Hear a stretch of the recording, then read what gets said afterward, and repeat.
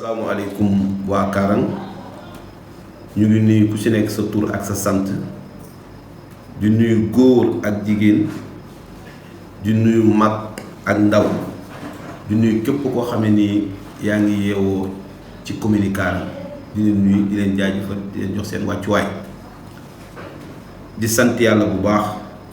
tey ci suñ première sortie bii nga xam ne ni def nañ ko jàkkaarloog population waa Karang dama ñëw tey pour waxtaan ak yéen tuuti ci mbirum suuf si nga xam ne nii fekk nañ ko ci place ginnaaw buñ nekkee ci bopp mairie bi. gannaaw balaa loolu maa ngi sant yàlla bu baax di sant samay ñaari waajur di sant ñëpp ñi nga xam ne nii tey àndoon naa ak ñoom ci xaccoo mairie Karang bi ba yàlla may ñu tey ndam maa ngi leen di sant goo xam ne am na commencement mais amul fu mu yem. waaye aussi di encourager suma naataangoo yi nga xam ne ni tey maa ngi ñoom ñoo bokkoon jogante ba yàlla def tey di gën ñu war ne foofu ñun ñëpp Karang ñu ñor maa ngi leen ciy jox encouragement bi nga xam ne ni bu mat sëkk. di souhaiter aussi bon carême suñ mbokk catholique yi nga xam ne ni tey ñu ngi dugg ci seen weer bi maa ngi leen ci souhaiter ñu passé ko ci jàmm.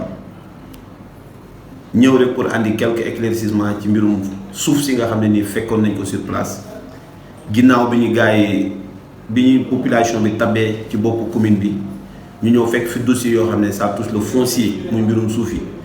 situation boo xam ne nii mun nañ ko ne fekk depuis 2019 mu ngi fi muy ci situation suuf si mooy que ne ñoo xam ne ni déposé woon nañ ay këyit fay benn somme bu 25 000 francs te depuis 2019 amul benn issue boo xam ne nii mun nañ ko ci gis ci loolu bi ñu ñëwee dañ ko boole woon ci suñ priorité. loolu bi ñu ñëwee fekk nañ fi 527 dossiers yoo xam ne nii ay parcelles la yu nga xam ne nii seen borom fay na 25000 ba pare ci 527 parcelles yooyu mun nañ ci jukki 370 yoo xam ne nii seeni borom déposé nañ ay papiers ma andi foofu rek ak quelques leeral 527 yi mooy yi nga xam ne nii tey nit ñi def nañ ci déclaration fay ci 25000 yoo xam ne nii au niveau de la mairie mais ci biir 527 yooyu 370 yi. la seen borom andi ay papiers yoo xam ne nii déposé nañ ko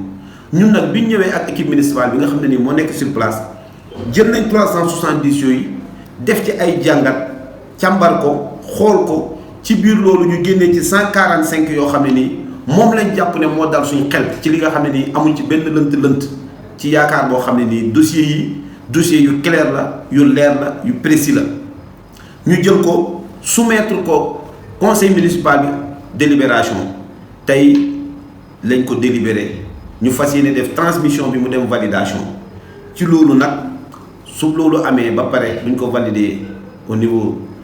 de la sous-préfecture dinañ woo borom 145 dossiers yooyu jébbal leen seen këyit mu nekk loo xam ne ouf de soulagement lay nekk ci population bi ndax loo xam ne depuis 2019 mu ngi sur place amul benn avancement kon su dekkee dem nañ ba yàlla may ñu tey ñu am ci càmbar génnee ci nga xam ne nii moo dal suñu xel. délibéré ko ci conseil municipal bi fas yéene leen ko jébbal yaakaar naa dañ nekk ouf de soulagement ci ñoom may lancé foofu benn appel solennel képp koo xam ne ni tey versé woon nga 25000 wala nga déposé yenn këyit yi te bokkoo ci 145 yi ñu délibéré na nga dem rapproché wu équipe municipale bi andi ci ay leeral andi ci ay gindi yoo xam ne ni ñoom dinañ ko mën a jël mun ko jël préparer délibération yi nga xam ne di ñëw loolu tam mooy profité di lancer beneen appel aussi ñeneen ñi nga xam ne nii demaguñu régularisation. ñu jéem a dajale seen kayit rapproché wu équipe municipale bi pour passer à la régularisation de leur terrain loolu laa amoon lu ma ciy wax comme fekk nañ ko fi mu yàgg te waggal ak yëgoo te suma objectif mooy une gestion inclusive et participative di diisoo di wax nit ñi li xew moo waraloon tey suñ déclaration bii di sant ñëpp di gërëm ñëpp asalaamaaleykum.